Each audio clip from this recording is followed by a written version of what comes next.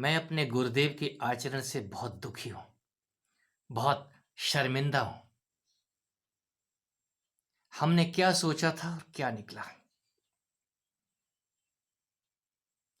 दुख होता है। हम तो मुंह दिखाने लायक भी नहीं रहे।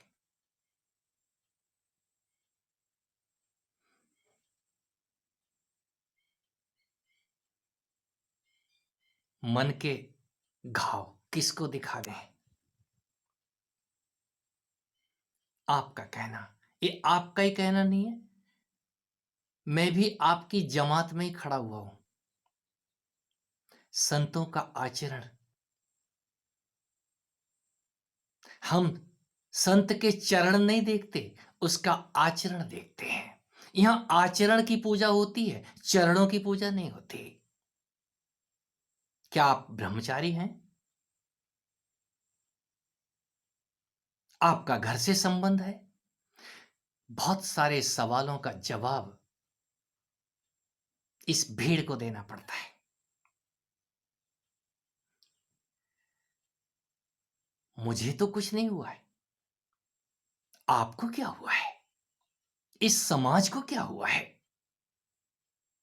समाज सुरक्षित रहना चाहता है।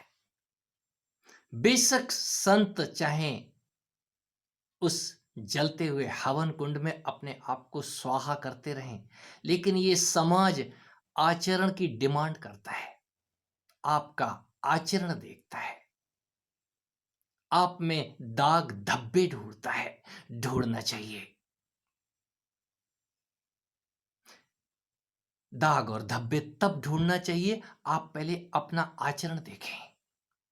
हम अपना आचरण कितना देखते हैं? हम दूसरे से अपेक्षा करते हैं। और इस मार्ग में, इस सत्य के मार्ग में आचरण मायने नहीं रखता। हां, इतना मैं गवाही देता हूं,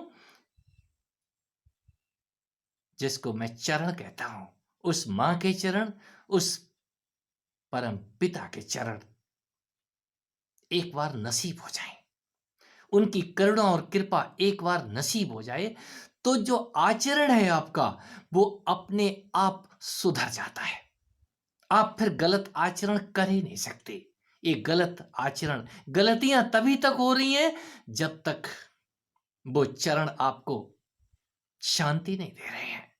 कई चरणों पे भरोसा नहीं आया है। उनकी माया में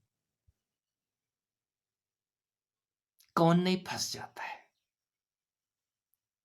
हम अपने भगवानों को ही देख लें। कहीं मोहिनी माया है, अजीब दृश्य है। ये सब है क्या? उस माया नगरी में हम मां को बिसार देते हैं। और ये मां का ही खेल है। उन्होंने जहां आपको उलझाना है, वहां आपको उलझा देगी। जो समाज आपको फूल मालाएं पहना रहा है, वो एक दिन जूतों की मालाएं लेकर के खड़ा हो जाता है। तो चिंता वो करता है जिसने फूलों की मालाओं की आकांक्षा की थी। और जो आकांक्षा विहीन हो, इच्छा विहीन हो, उसको फिर किसी बात की चिंता नहीं होती है।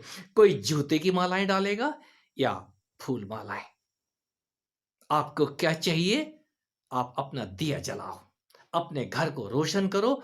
और संत का दिया यदि बुझ भी गया है, पहली बात तो बुझ नहीं सकता। वो संत भी क्या, जिसका दिया बुझ जाए। उसका दिया स्वयं के जलाने से नहीं जला है, उसका दिया जलाने वाला कुछ और ही है।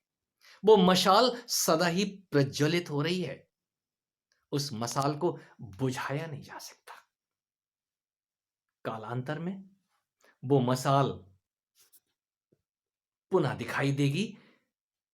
यदि वो सत्य से प्रज्वलित मसाल है, तो किसी भी आचरण, मैं बार बार एक ही बात दोहराता हूं, गलतियां हो नहीं सकती। वो गलतियां तभी तक हो रही हैं जब तक आप कहीं बीच में खड़े हैं। यदि हम संत भी क्यों ना हो गए हों, तो संत भी यदि कहीं आचरण को संभाले घूम रहा है, मेरा आचरण ऐसा होना चाहिए, मुझे ऐसे चलना चाहिए। ये चलना और फिरना सब कुछ अपने हाथ से निकल जाता है।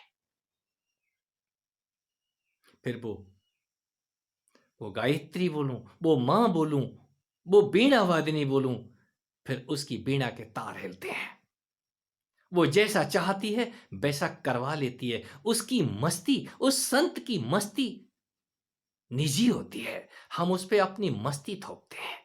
आप अपनी मस्ती को जानने के लिए, उस परम सत्य को जानने के लिए संत से, किसी सत्य के अनुयायी से, सत्य के जानने वाले से आप अपना काम निकालें और आगे बढ़ जाएं।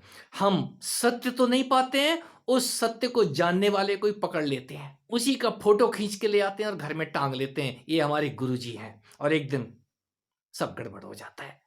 तो ये गड़बड़ जिन मित्रों को शिकायत है, संत को अपना आचरण भी देखना चाहिए। तो संत तो सब कुछ देख रहा है, आप क्या देख रहे हैं? हम अपनी आंखों का इलाज करा लें। और जिनकी आंखें स्वच्छ होती हैं, याद रखें, उनको किसी गुरु की जरूरत नहीं पड़ती। गुरु उनके अंदर ही उतर जाता है। और मैं उसी को संत कहता हूं, जिसको चल के ना जाना पड़े। आपकी श्रद्धा उसको तस्वीर में से जिंदा कर लेती है।